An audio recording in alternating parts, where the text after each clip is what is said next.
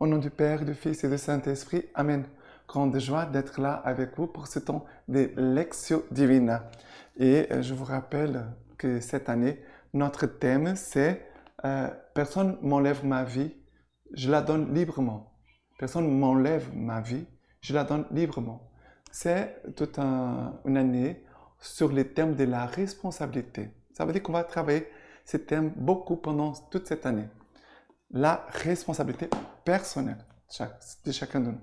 Et en ce vendredi, je rappelle toujours que c'est une journée de prière, de jeûne, d'intercession pour les souffrants, pour les malades, pour toutes les personnes qui ont besoin de nous, pour toutes les situations de souffrance qui arrivent dans le monde entier.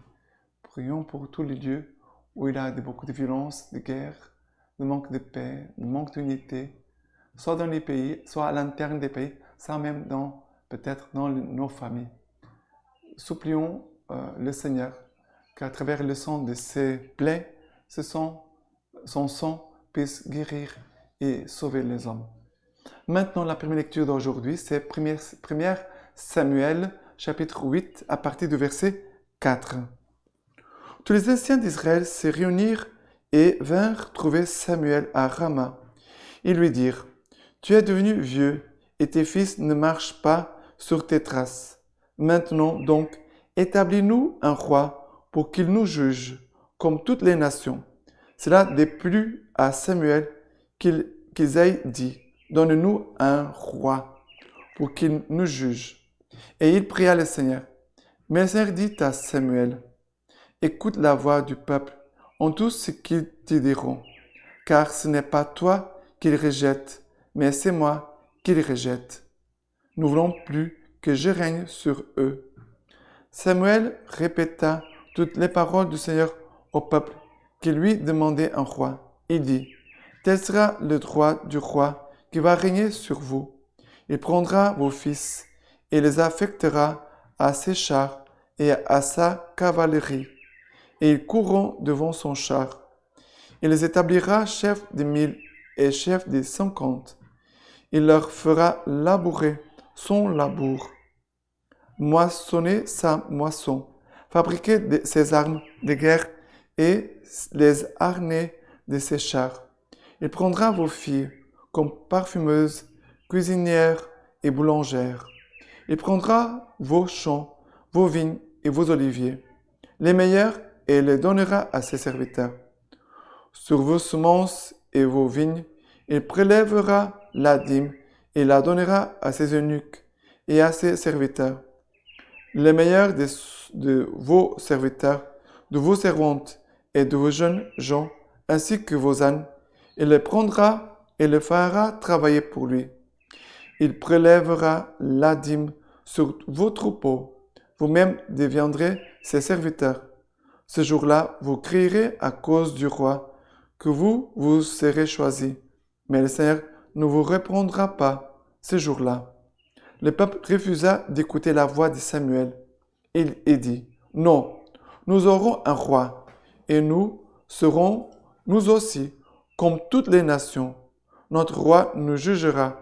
Il sortira à notre tête et combattra nos combats. Samuel entendit toutes les paroles du peuple et les redit à l'oreille du Seigneur. Mais le Seigneur dit à Samuel: Écoute leur voix et fais régner sur eux un roi.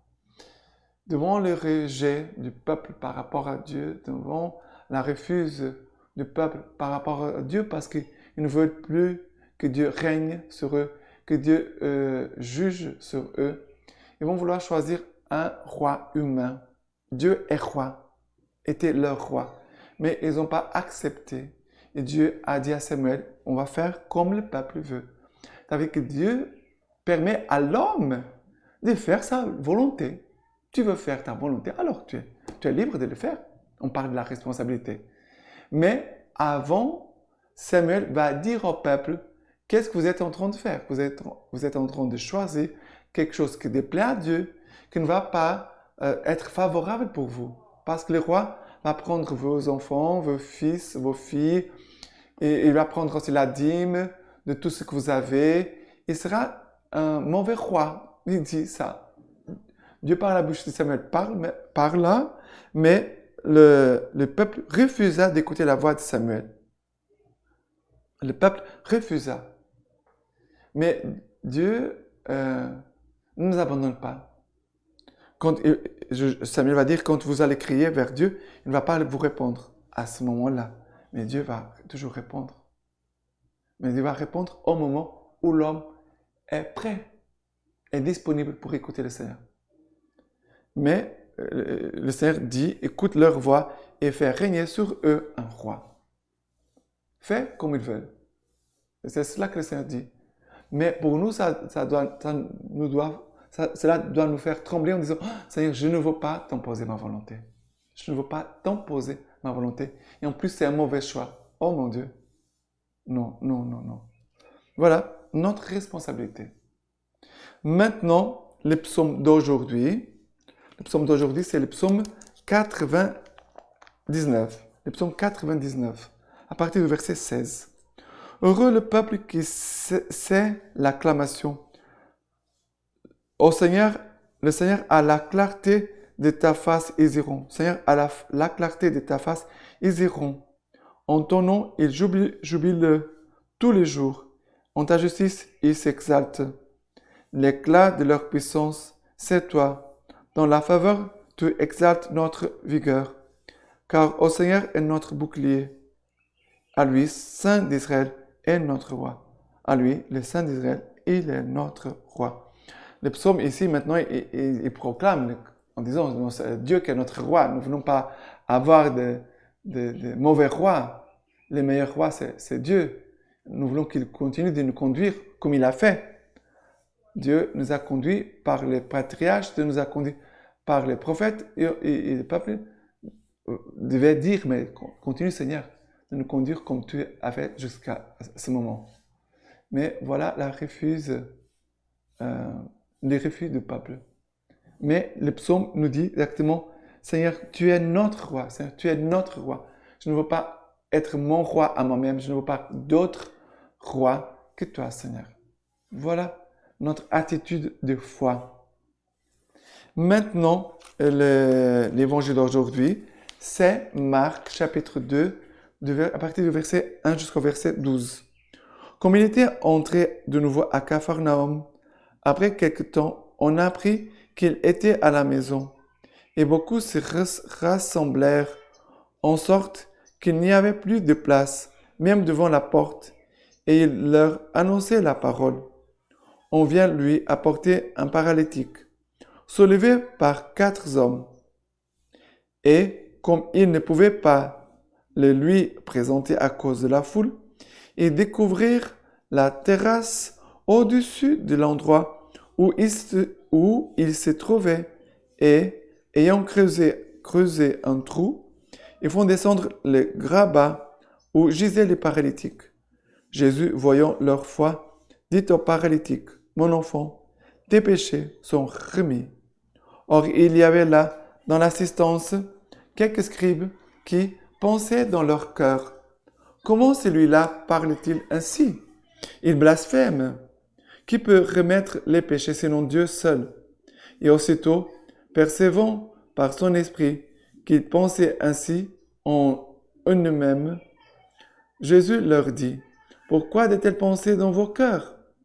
Quel est le plus facile de dire au paralytique, « Tes péchés sont remis » ou de dire, « Lève-toi, prends ton grabat et marche » Eh bien, pour que vous sachiez que le Fils de l'homme a le pouvoir de remettre les péchés sur la terre, je te l'ordonne, dit-il au paralytique, « Lève-toi, prends ton grabat et va-t'en chez toi. » Il se leva et aussitôt, prenant son grabat, il sortit devant tout le peuple, de sorte que tous étaient stupéfaits et glorifiaient Dieu en disant, « Jamais nous n'avons rien vu de pareil. » Jamais nous n'avons rien vu de pareil. Alors, ce passage nous parle que Jésus va entrer à nouveau à Capharnaüm, dit que beaucoup de monde se rassemblait pour écouter la parole. Qu'est-ce que Jésus fait? Il a annoncé la parole. Nous devons vraiment être des gens qui écoutent la parole, qui se nourrissent de la parole chaque jour, mais qui ont aussi annoncé la parole. On voit Jésus en train de s'aimer. Il sème la parole dans le cœur. Et à ce moment-là, quand Jésus est en train de s'aimer le verbe, la parole de Dieu, il y a 4 hommes qui arrivent avec un paralytique. Ils vont le faire monter sur la maison. Imaginez le travail, la difficulté. Mais ils ont fait monter le paralytique sur la maison. Après, ils ont ouvert le toit. Ils ont descendu le paralytique devant Jésus. Et Jésus va les regarder et va dire, « Mon enfant, tes péchés sont remis. Tes péchés sont pardonnés. » Combien de personnes sont aujourd'hui paralytiques dans leur âme, dans leur esprit, à cause du manque de cette parole? Mon enfant, tes péchés sont remis. Tes péchés sont pardonnés. Le pardon enlève les blocages. Le pardon enlève les paralysies. Le pardon nous donne un dynamisme. Et après, voilà, qu'il a les gens qui sont là, qui sont en train de critiquer Jésus, les scribes. Et Jésus Jésus voit les cœurs. On ne peut rien cacher à Dieu. Jésus voit nos pensées, voit nos cœurs. Jésus voit tout. Et Jésus va dire, pourquoi de telles pensées dans vos cœurs? Quel est le plus facile de dire aux paralytiques? Tes péchés sont remis, ou de dire, lève-toi, prends ton grabat et marche. Eh bien, pour que vous sachiez que le Fils de l'homme a le pouvoir de remettre les péchés sur la terre, je te l'ordonne. Dit-il au paralytique, lève-toi, prends ton grabat et va-t'en chez toi. Et l'homme est guéri. Voilà, comme cette phrase, elle est très forte. Cette phrase de Jésus, cette parole de Jésus, a guéri cet homme. Il l'a fait rentrer chez lui, mais avec un nouveau cœur, avec une nouvelle foi, avec une nouvelle façon de voir les choses. Voilà. Maintenant, le document, le don de la fidélité, la joie de la persévérance, le numéro 27 et 28. Persévérance, mémoire et espérance. Le terme persévérance apparaît dans les évangiles synoptiques avec des termes identiques dans Matthieu et Marc. Celui qui tiendra jusqu'à la fin, celui-là sera sauvé. Et avec un contenu semblable dans Luc. C'est par votre persévérance que vous gagnerez la vie. Jésus lui-même fait à ses disciples l'invitation à la persévérance directement et personnellement dans le contexte solennel du repas pascal. Vous êtes, vous, ceux qui avez tenu bon avec moi dans mes épreuves. Il annonce à ses disciples qu'ils devront affronter les mêmes épreuves et semble reconnaître leur disponibilité à supporter les mêmes épreuves aussi longtemps que lui qui a donné sa vie pour eux. Avant cette persévérance jusqu'au bout, Jésus exhorte les siens à persévérer, à garder la parole entendue avec un cœur loyal et bon. Persévérance déjà aussi, à garder la parole entendue avec un cœur loyal et bon. Comme cette phrase, elle est très forte. Et apporter du fruit. L'Écriture, en fait, se révèle source de persévérance, de consolation et d'espérance, et en même temps, motif de persécution à affronter. Les textes évangéliques présentent déjà quelques-uns des termes particuliers de la discussion néo-testamentaire sur la persévérance, dont les caractères qualifient les chrétiens. La lettre de Jacques s'ouvre de façon exemplaire sur une exhortation à la persévérance. Maintenant, écoutez bien.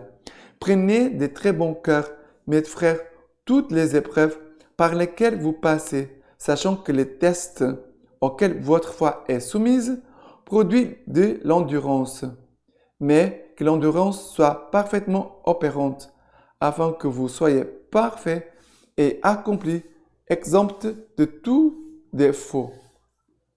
Et il continue le document.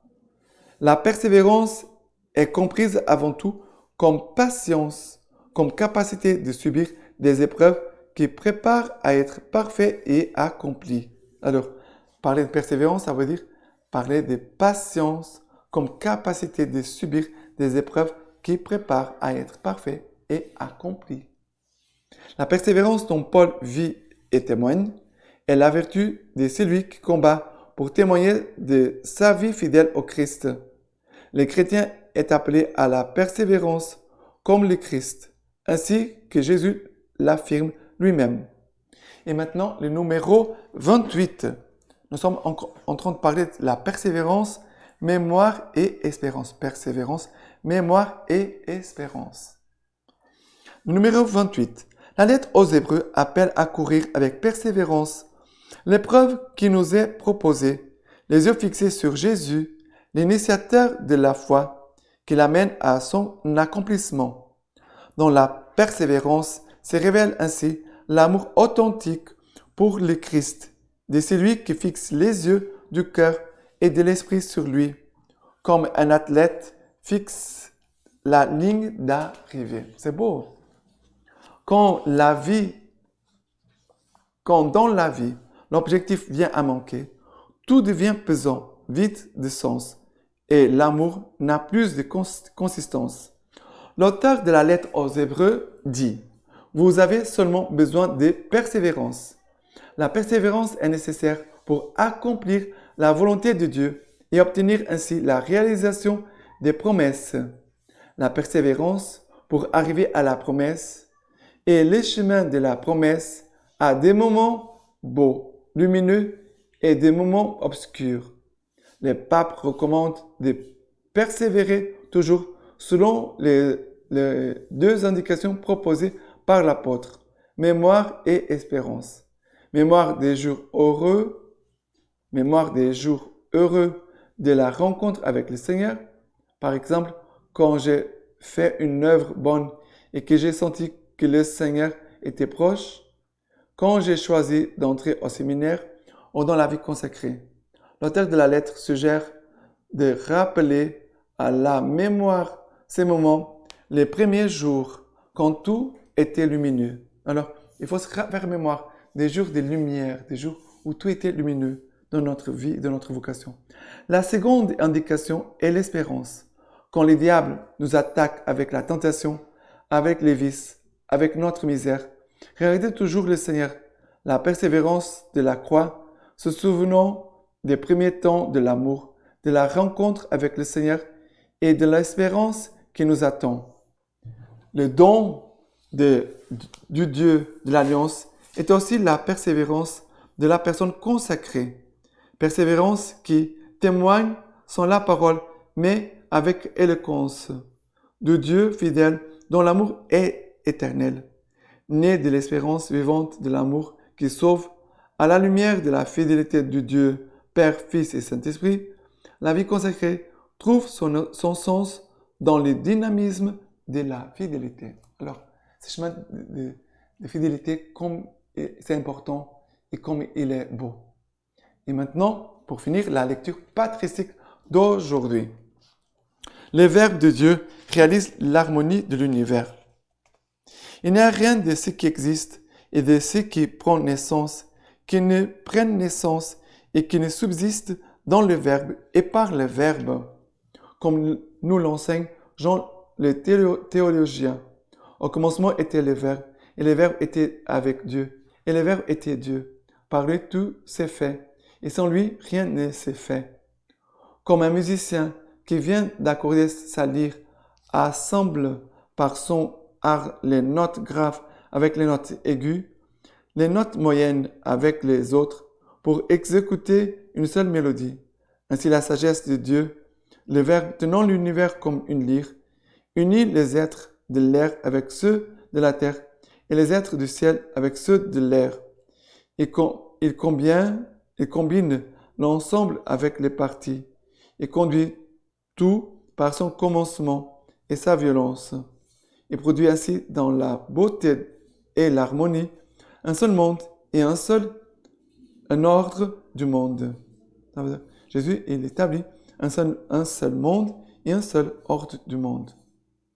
Lui-même reste immuable auprès du Père, tandis qu'il meut toutes choses par l'ordonnance qui vient de lui, selon ce qui son Père a décidé. Voilà, très beau. Et maintenant, je vous donne la bénédiction par les mains toutes pures de la Vierge Marie. Que les Dieu Tout-Puissant vous bénisse et vous garde, le Père, le Fils et le Saint-Esprit. Amen.